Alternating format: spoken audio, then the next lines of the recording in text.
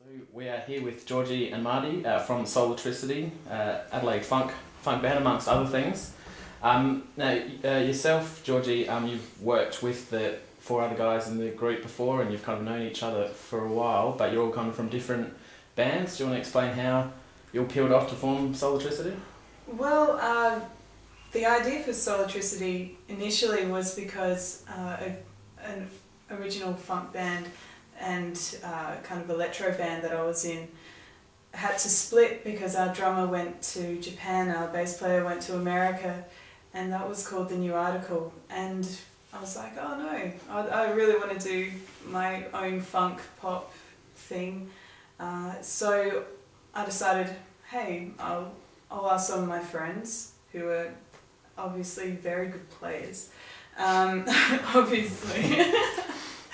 are very good players, to do original stuff with me, and yeah, they thankfully said yes. All of them said yes. I was very happy.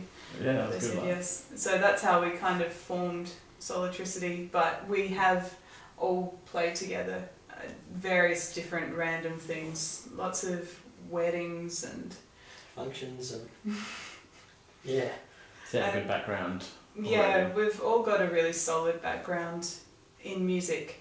3 of the 5 members went to Marrickville High School, and so that was a really like deeply ingrained tradition of jazz and classical music there. And we've all done the course, or are doing the course at the Adelaide Conservatorium of Music. So we're all kind of versatile musicians. Well, it does sound like you need to be pretty versatile. Listed some of your influences: Janet Jackson, Toto and Jamiroquai. So not 3 bands that really even appear together in the same sentence that often. How does that like affect the sound of the group and how you've all kind of come together with different influences? Well, give them a little bit of your background. Well, my dad's I kind of grew up on music my whole life. Dad being a guitar player for our Adelaide band called Gumbo Ya Ya. It's been around for about 20 odd years now, and that was all heavy, just blues and roots kind of music. So right back there, and I grew up on a lot of the funky kind of James Brown, those kind of styles. And Jamiroquai came along and heavily into that. But you know, our guitar players are a great 80s pop fan. He loves Toto and, you know, Phil Collins and anyone like that. So, and then our drummer's just into anything. He just loves, you know, anything from heavy, slow, swampy funk kind of stuff to, you know, metal, basically. So it's not too much of a stretch then to incorporate all those styles if you're all... No, not really. I mean, it's very...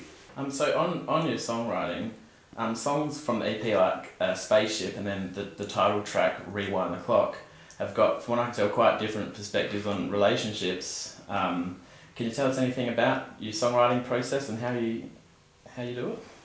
Well, how I do it, I think of an idea, or I might be going through something that I would like to express, and I also like to express emotions that many people do go through. Spaceship is a love song, really, whereas Rewind the Clock is a bit of a breakup song. Yeah. Everyone goes through this at different stages of their life, and I do draw from personal experience, but also try and tell a story at the same time. Now, speaking of the EP launch, it's this weekend. What can we expect? Oh, there's a few surprises. Party time. There's, well, Mr. Goodnight is opening and we're on next, but there are a couple of special guests, a bit of a special, I can't ruin the surprise, No, don't. But our opening will be a little bit very, very special. We have to see it. You have to see it, you have to see it. Quite a few hours have come in to preparing that opening number. Oh, it sounds exciting. Mm.